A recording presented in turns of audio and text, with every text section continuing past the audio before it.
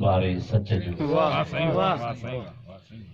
असांजे हिन मच कचेरी मच मथां सच कचेरी तमाम मुअत्तर शख्सियतूं ख़ास तौर ते असांजा शहीद इस्लाम जा बिरादर मोहतरम साईं अल्लामा इकबाल साहब सुमरो साहब तशरीफ़ फरमाइनि ऐं साईं आबिद लाखो साहब ऐं ॿिया मुअज़्ज़ज़ीन सभिनी खे जस हुजे जेके दोस्त हिन महफ़िल खे मान ॾियण जे लाइ हिते कई आया।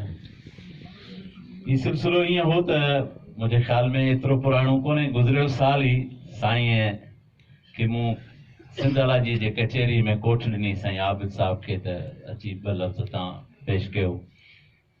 साईं ॻाल्हि ॾिठी त हू कंहिं उर्दू जो में चयो आहे त इल्म हुनर ले लो जब मिले जहाँ से मिले जिस कदर मिले जिससे मिले ले लो। चङी ॻाल्हि आहे, ॿिया खणियो पिया वञनि छो न असां इन्हनि महफ़िलनि में पंहिंजो पैगाम पुॼायूं। इन्हनि महफ़िलनि जो रुख़ बि असां चङाई ॾांहुं नेकी ॾांहुं दीन ॾांहुं मोड़े विझूं।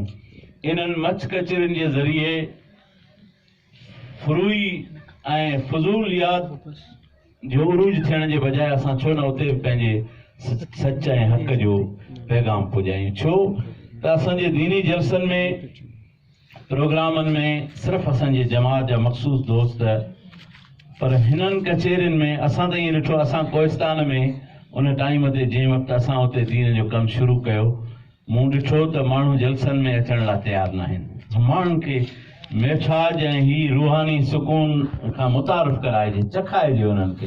पोइ असां हिन मच कचेरियुनि ते लड़ी पियासीं ऐं असां कोशिशि कई त असां मच ते उहे शाइर घुरायूं जेके जाहिलाणी ऐं का अहिड़ी शिरकिया ऐं का ग़लति शाइरी पेश न कनि, पर उहा शाइरी पेश कनि। असां ख़लील खोसे साहब खे घुरायो जंहिं हाजी अहमद मला साहब जी शाइरी पेश कई, सॼी तौहीद जी, माना ईअं सम्झो त मर्कज़ आहे तौहीद जेतिरी हाजी अहमद मला साहब पेश कई आहे। ऐं माशाअल्लाह लाड़ जो शाइर आहे, हुन वटि लफ़्ज़नि जो अणखुट खज़ानो आहे।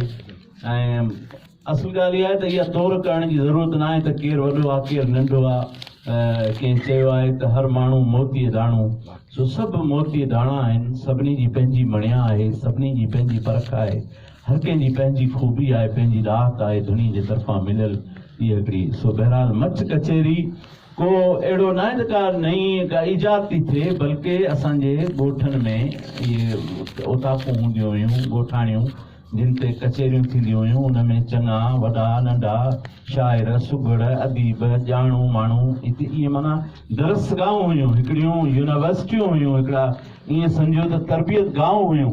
उन में चङियूं ॻाल्हियूं थींदियूं हुयूं, सवाल जवाब थींदा हुआ, ॻोठाणे ॾेठ प्रोलियूं ऐं गुजारतूं ऐं ॾोर बेत हर क़िस्म जूं ॻाल्हियूं थींदियूं हुयूं। पोइ उन में चङा माण्हू चङी ॻाल्हि पेश कंदा, ज़ाहिर जंहिं वटि जेको वखर हूंदो उहो पंहिंजो वखर पेश कंदो। पोइ उन में के असांजा चङा माण्हू वञी करे इन शाइरी जे वसीले सां जेको आहे पंहिंजो पैगाम पुॼाए ईंदा हुआ माण्हुनि ताईं। इन ज़रिए सां असां त कोहिस्तान में ॾिठो, असां माशाअल्लाह माण्हुनि जे दिलनि में घिड़ी वियासीं इन कचेरियुनि जे ज़रिए।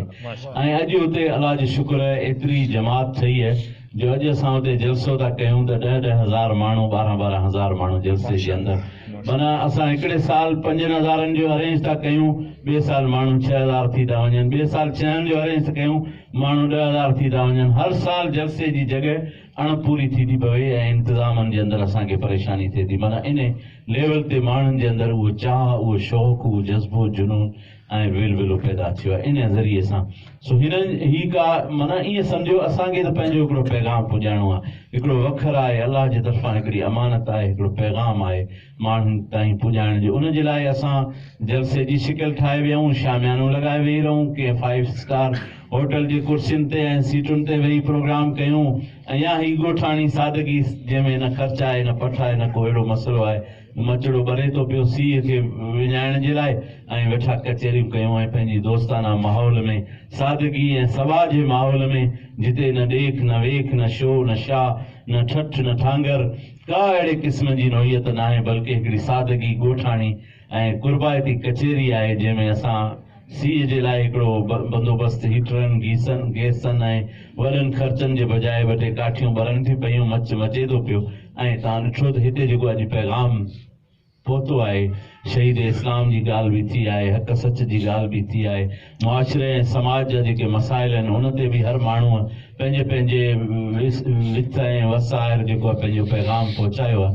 त इनशाअल्लाह मूंखे उमेद आहे हिन मंच कचहरियुनि जे अंदरि का अहिड़ी अल्लाह न करे असां हिन खे सुन्नत या फर्ज़ या वाजिब करार ॾिनो ई न आहे जो ज़िद में हिन जे लाइ बिदत खे चवण जी ज़रूरत पेश अचे, बल्कि हीउ हिकिड़ो जलसो आहे, उन जी शिकिल सादी आहे, हिकिड़ी वॾे वॾे एहतमाम वारी हूंदी, ॿी ॻोठाणी ऐं सादगी वारी हूंदी। मुंहिंजे ख़्याल में इनशाअल्लाह इन जे ज़रिए सां बि असां अवाम ताईं पंहिंजे हक़ ऐं सच जो पंहिंजे जमात जो पैगाम पुॼाईंदासीं। ऐं मियां मोहम्मद शरीफ़ गबोर साहब खे जस ॾींदुसि हू खीरु लहणो तमामु जेको आहे आफ़रीन हुजे उनखे, जंहिं हर साल अॻे साल जीअं हिन साल बि ही मच कचेरी मचाई आहे। असांजी सवादी साहब जहिड़ा असांजा मीडिया जा दोस्त शरीक आहिनि जेके माना ही सॼी दुनिया हिनखे ॾिसे थी पई जीअं ॻाल्हि हली। त इनशाअल्लाह ही पैगाम जेको आहे ॻोठ जे जंग जर में अॼु आऊं बि हूअं त मच कचेरियूं असां तमामु घणियूं कयूं आहिनि, हिन महिल ताईं कोई शायदि 100 जे क़रीब आऊं मच कचेरियूं करे चुका आहियां कोहिस्तान जे जंग जर में, पर उहे थोरो मुनफ़रद अंदाज़ कोहिस्तान में कोहिस्तानी तर्ज़ ते थियूं आहिनि। बहरहाल असीं चाहींदा त हिन तर्ज़ जी हिकिड़ी कचेरी असां बि कोहिस्तान में मचायूं, जेकॾहिं साईं वारा शफ़क़त करे असांखे वक़्तु ॾींदा त इनशाअल्लाह हिन ई सीअ में इहो फ़ाइदो असां वठूं। तव्हां सभिनी दोस्तनि जा शुक्रगुज़ार आहियूं। तव्हांजी महिरबानी, वॾा वॾा लख लाइ कुर्ब सलाम। वॾी महिरबानी साईं, तव्हां वॾा लफ़्ज़ ॻाल्हाया।